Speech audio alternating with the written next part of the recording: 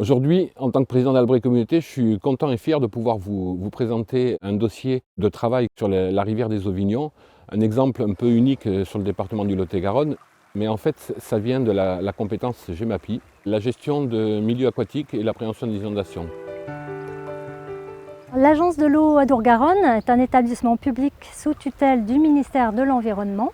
C'est à ce titre que l'agence accompagne Albret Communauté pour une restauration de l'hydromorphologie des cours d'eau. L'idée, c'est de redonner à ce cours d'eau de l'espace en travaillant sur la forme du cours d'eau.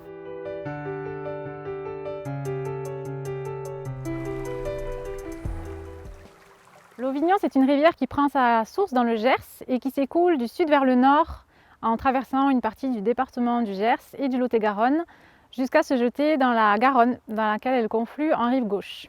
Ce secteur dit de quart d'airain, on l'a choisi pour son côté un peu préservé puisqu'il est encastré en fait dans des coteaux calcaires, assez protégé en termes d'enjeux économiques également. En plus, c'est un secteur qui est bien situé par rapport à la confluence entre les deux Auvignons, puisque en fait, en agissant comme une zone tampon, on va pouvoir retrouver des impacts positifs sur l'ensemble de la rivière en aval.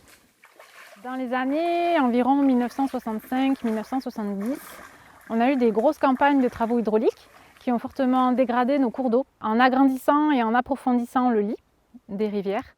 Le but de ces opérations, c'était vraiment d'augmenter la capacité hydraulique des cours d'eau pour limiter les débordements sur les terres riveraines et notamment les cultures. Donc ça a très bien fonctionné, mais aujourd'hui, avec le recul, on se rend compte que c'est aussi à l'origine de profonds dysfonctionnements des cours d'eau. Donc la restauration morphologique de l'Auvignon, ça a pour but de rendre un aspect et un fonctionnement plus naturel du cours d'eau. Donc par rapport à ces différentes problématiques, on a proposé 3 types d'aménagements différents. Le premier aménagement, c'est la recharge en galets sur une hauteur de 20 cm.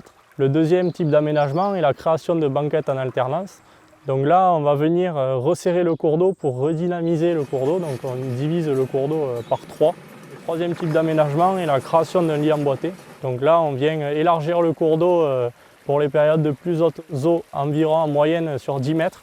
Ce qui va permettre du coup de dissiper l'énergie en période de crue, mais aussi créer des zones de ponte pour les poissons.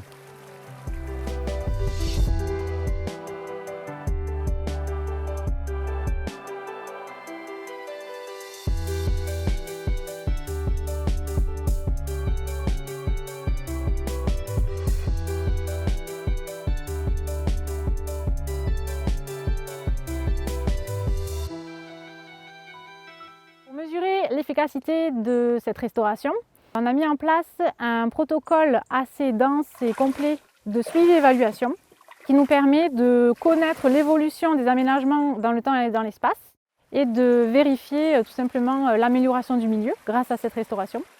Ça nous permet de mesurer donc l'évolution de ces deux stations et de faire la différence entre l'évolution qui est induite par la restauration ou l'évolution naturelle du cours d'eau qui peut avoir lieu par exemple après une crue.